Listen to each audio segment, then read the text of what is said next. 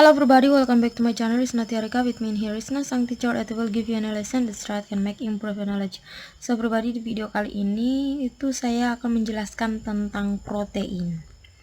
Oke, langsung saja everybody. Kita pertama itu melangkah ke definisi dulu.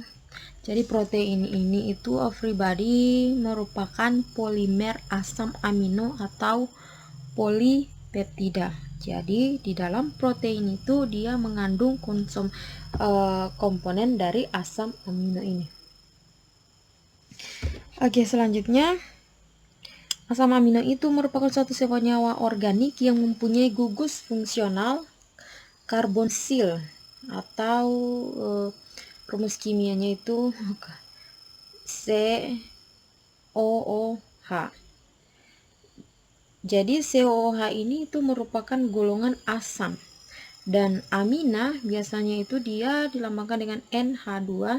Dia ini termasuk dalam golongan basahnya. Oke, selanjutnya protein ini tuh mengandung unsur karbon, kemudian hidrogen, kemudian oksigen, dan juga nitrogen.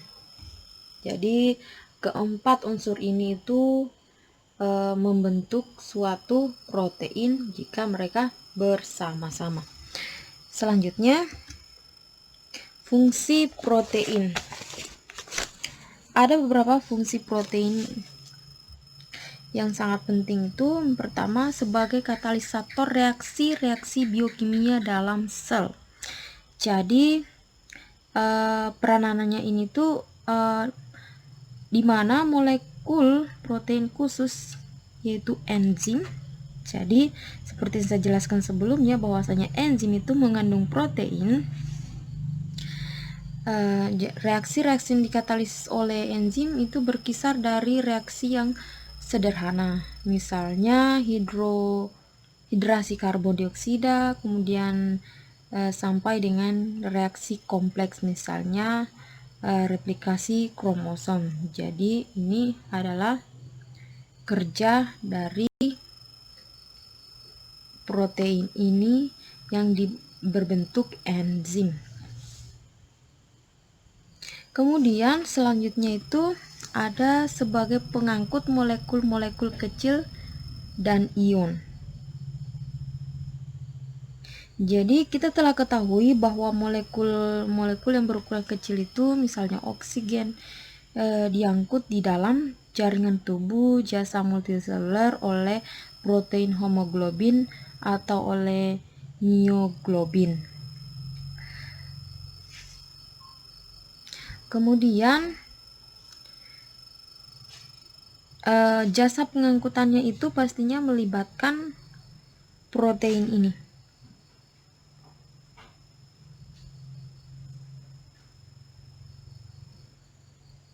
Yang biasa kita kenal dengan bentuk enzimnya itu enzim permease pribadi. Oke, selanjutnya fungsi proteinnya itu berperan dalam sistem penyerapan yang terkoordinasi. Jadi di sini itu misalnya dalam kontraksi otot, pergerakan kromosom menuju kutub-kutub sel selama proses mitosis, maupun pergerakan juga pada bakteri itu dikendalikan oleh protein ini. Selanjutnya, sebagai komponen sistem kekebalan tubuh. Jadi sistem imun kita itu tersusun oleh protein ini.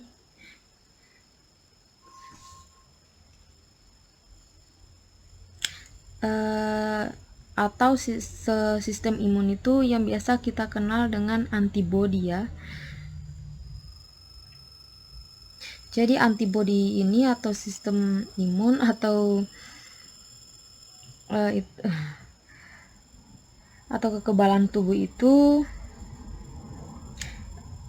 akan disintesis jika ada senyawa atau benda-benda asing masuk ke dalam tubuh. Jadi antibodi ini berfungsi untuk mengenali benda-benda asing. Misalnya bakteri, virus, atau sel-sel jasa hidup lainnya itu jika masuk dalam tubuh itu langsung akan dikenali oleh komponen kekebalan tubuh ini, dimana komponennya ini tuh pastinya mengandung protein itu everybody. Selanjutnya sebagai feromon. Jadi feromon ini misalnya ada beberapa jasa eukariotik itu mereka di alam kan tidak bisa berkomunikasi. Misalnya pada beberapa hewan tiba masa kawin itu kan mereka tidak bisa berkomunikasi ya. Jadi mereka menggunakan feromon untuk mengomunikasikan bahwa mereka itu pada masa itu sedang mengalami pematangan sel telur, sehingga biasanya para pejantangan itu akan mendekati si betinanya seperti itu. Kemudian yang berikutnya itu sebagai pengatur ekspresi genetik. Jadi sama-sama kita ketahui bahwasanya DNA itu kan komponennya adalah protein. Jadi sebagai proses ekspresi gen ini itu dia prosesnya itu mereplikasi DNA, transkripsi dan juga translasi yang berlangsung di dalam sel itu menggunakan perannya itu protein. Selanjutnya sebagai penerus impuls saraf. Jadi protein reseptor misalnya rhodopsin merupakan contoh protein yang berperan meneruskan stimulus tertentu ke sel saraf. Jadi protein rhodopsin ini itu dia berfungsi, fungsi spesifiknya dia itu mengantarkan impuls. Misalnya kita mendapat rangsangan dari luar, kemudian itu akan terbaca oleh memori kita melalui ketika diteruskan oleh saraf ke otak kita ya. Jadi itu menggunakan bantuan protein rhodopsin ini. Selanjutnya sebagai pendukung kekuatan renggang pada kulit. Jadi sistem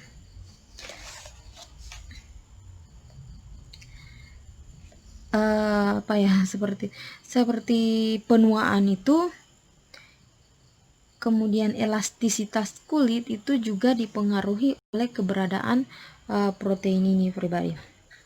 Oke, selanjutnya ini merupakan beberapa contoh makanan yang mengandung protein. Di sini ada ayam, tentu saja yang mengandung protein, namun juga pastinya di sana ada lemak ya. Kemudian daging, kemudian ikan, kemudian keju ini kan terbuat dari susu fermentasi. Susu itu kan mengandung mengandung protein ya. Tentu saja di keju ini juga pastinya mengandung protein karena dia mengandung bahan bakunya itu adalah susu. Kemudian susu ya pastinya. Kemudian kacang-kacangan, kacang tanah, kacang kedelai, kacang hijau itu mengandung protein. Dan tidak lupa juga satu itu telur juga mengandung protein. Oke, kita ke slide berikutnya. Ini adalah unit dasar struktur protein. Jadi seperti tadi, ini merupakan gugus karbonnya. Ini gugus karbonsilnya. Kemudian ini adalah gugus hidrogennya. Kemudian ini adalah gugus aminonya dari protein ini. Jadi bisa dilihat juga di sini ya penjelasannya. Keempat substituen tersebut terikat pada atom karbon. Jadi beberapa gugus amino, karbonsil, hidrogen, gugus R atau rantai samping itu mereka terikat dengan gugus karbon atom atau gugus atom C ini yang terletak di tengah-tengah. Oke, selanjutnya ini penjelasan lebih detail lagi mengenai penjelasan sebelumnya itu. Ini merupakan gugus amino, di mana nitrogen ini kan H-nya tadi kan 3H 2N, jadi H-nya itu ada 3, ada tambahan H-nya 3, kemudian nitrogennya 1 ini menjadi gugus aminonya, kemudian hidrogennya ini sendiri di sini, dan gugus karbonsilnya O-nya itu dia rangkap 2, namun tetap juga terikat di karbon yang ini. Kemudian ini merupakan R variannya. Oke, selanjutnya ini asam amino dan protein. Asam amino adalah senyawa penyusun protein. Jadi seperti yang saya jelaskan sebelumnya, asam amino itu merupakan komponen dari protein. Asam amino itu mempunyai satu gugus karbonsil dan satu gugus amino. Pada umumnya gugus amino terikat pada posisi alfa dari gugus karbonsil. Oke, seperti yang saya jelaskan tadi bahwa NH2 itu merupakan komponen basah dari asam dari protein itu, dari asam amino maksud saya. Kemudian COOH-nya ini merupakan komponen asamnya. Jadi seharusnya di sini terikat dengan CH atau alfanya, ini R-nya ini apalagi namanya itu penjelasan sebelumnya, N-nya ini variannya. Kemudian ini menjadi R yang ini, kemudian CH, COO, NH3, jadi ini asam alfa aminonya ini ion bitter pH 7,4 amfoternya. Oke, selanjutnya ini lebih kepada pembandingan antara asam amino dan protein. Jika dilihat sekilas sebenarnya ini mirip-mirip saja ya, walaupun secara penulisan berbeda, tapi pada prinsipnya sebenarnya mereka mirip saja, sama saja. Di sini di asam amino N-nya mengikat 2 hidrogen H ya, yang kemudian ini juga mengikat H sama halnya dengan yang ini, cuman ini terbalik. Kemudian karbon yang ini mengikat 2 oksigennya juga rangkap 2, walaupun ini juga terbalik sekilas terlihat. Kemudian juga mengikat salah satu oksigen yang rangkap 1 itu mengikat hidrogen. Jadi ini merupakan struktur dari asam amino, ini struktur dari protein. Namun kalau kita cermati ini akan terlihat sama saja ya, atau mirip saja. Oke, selanjutnya perbedaan protein dan asam amino. Pertama, protein itu suatu senyawa organik yang besar. Nitrogen terdiri dari 1 atau 2 rantai asam amino atau asam amino. Kemudian asam amino ini merupakan molekul organik sederhana yang mengandung gugus karbonsil dan amino. Jadi perbedaannya di sini bisa dilihat bahwasanya protein itu organiknya besar, ukurannya besar. Kemudian asam amino dia ukurannya itu lebih sederhana, maksudnya di sini bisa disimpulkan lebih kecil.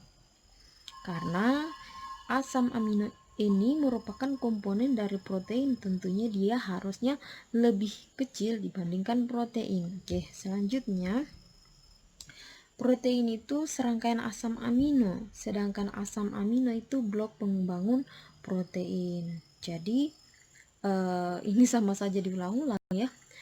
Protein, asam amino termasuk dalam komponen protein, sedangkan protein komponennya adalah asam amino. Jadi ya seperti itu, mereka saling berkaitan satu sama lain.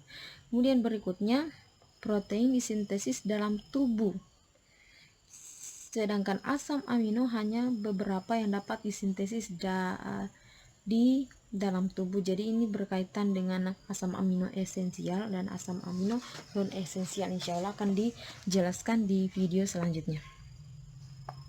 Oke, selanjutnya protein makromolekul. Dia makro ya, artinya molekul besar. Massa molekulnya itu lebih tinggi. Kemudian asam amino itu massa molekulnya lebih kecil. Dia berarti masuk dalam mikromolekul. Karena komponen asam amino ini merupakan bagian dari protein yang menyusun protein, makanya dia ukurannya lebih kecil dari protein ini, dia termasuk mikromolekul. Oke, selanjutnya protein itu 10 juta protein diproduksi di dalam organisme biologis. Jadi ada banyak bentuk protein, sementara asam amino, 20 asam amino itu terlibat dalam sintesis protein di semua organisme hidup. Oke, selanjutnya protein terdiri dari asam amino yang dihubungkan bersama oleh ikatan peptida, sementara asam amino terdiri dari gugus amino NH2, gugus asam karbonsil COOH, atom hidrogen H, dan rantai samping variabel. Kemudian protein itu sebagai molekul struktural, fungsional, dan pengatur dalam tubuh, sedangkan asam amino itu yang merupakan pensintesis dari protein ini. Oke, kita melangkah selanjutnya mengenai persamaan protein dan juga asam amino ini. Jadi protein, asam amino dan protein itu merupakan dua biomolekul penting pada makhluk hidup. Ya, pastinya. Karena semua kegiatan makhluk hidup itu kegiatan sel, baik itu metabolisme, itu sangat membutuhkan protein dalam bentuk enzim. Oke, terdiri dari CHON, karbon, hidrogen, oksigen, nitrogen, dan fosfat. Ini komponen penyusun dari protein itu. Selanjutnya dibawa ke dalam tubuh melalui diet. Jadi ini protein dan asam amino ketika memasuki tubuh mereka itu dibawa oleh ini diet. Selanjutnya disintesis di dalam tubuh. Iya, antara protein dan asam amino mereka disintesis di dalam tubuh. Walaupun seperti asam amino yang esensial itu juga ada yang diproduksi di luar tubuh. Kemudian urutan asam amino atau protein itu ditentukan berdasarkan informasi dalam gen. Oke, itulah pribadi penjelasan mengenai protein ini. Semoga bermanfaat, dan jika ada pertanyaan silakan tanyakan di kolom komentar, dan jika ada salah-salah penjelasan silakan saja kirim kritikan mengenai pembenaran di kolom komentar juga, agar saya memperbaiki. Dan di sini prinsipnya kita sama-sama belajar ya, bukan berarti saya menjelaskan panjang lebar tentang ini saya tahu segalanya, tidak. Kita di sini sama-sama belajar. Oke, terima kasih everybody. Thanks because you have watched my video. In the next video, and bye bye.